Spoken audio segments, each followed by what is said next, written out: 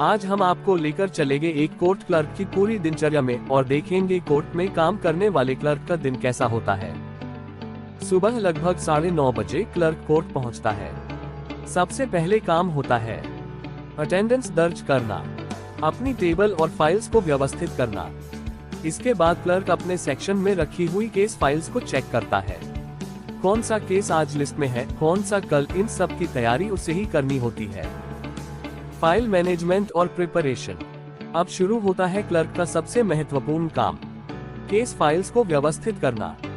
हर case के लिए जरूरी दस्तावेज जोड़ना, पुराने रिकॉर्ड चेक करना, नोटिंग और एंट्री अपडेट करना।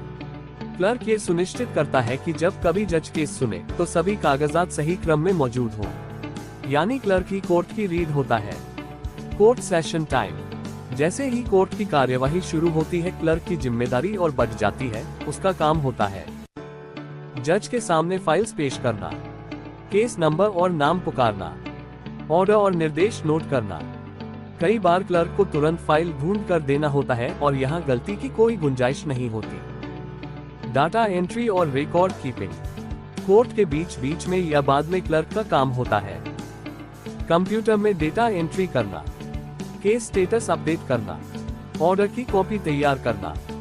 हर छोटी बड़ी जानकारी रिकॉर्ड में दर्ज की जाती है ताकि भविष्य में कोई भी केस ट्रैक किया जा सके। Lunch break. लगभग 1 से 1:30 बजे के बीच आधे घंटे का लंच ब्रेक मिलता है। कई बार काम इतना ज्यादा होता है कि लंच भी जल्दी जल्दी करना पड़ता है। Afternoon work. दोपहर के बाद क्लर्क अगले दिन की केस लिस्ट तैयार करता है, फाइल्स को वापस रिकॉर्ड रूम में जमा करता है और नए केस रजिस्टर करता है। उसे कभी कभी वकील और स्टाफ से भी समन्वय करना पड़ता है। एक्स्ट्रा वर्क और प्रेशर। ऑफिस टाइम भले ही 5 बजे तक हो, लेकिन काम यही खत्म नहीं होता। कई बार क्लर्क को ओवरटाइम करना पड़ता है। छुट्टियों में भी काम के लिए बुलाया जा सकता है। कोर्ट में काम का दबाव काफी ज्यादा होता है और हर चीज समय पर पूरी करनी होती है। इसीलिए अगर क्लर्क अपना काम सही से न करे तो पूरा कोर्ट सिस्टम प्रभावित हो सकता है।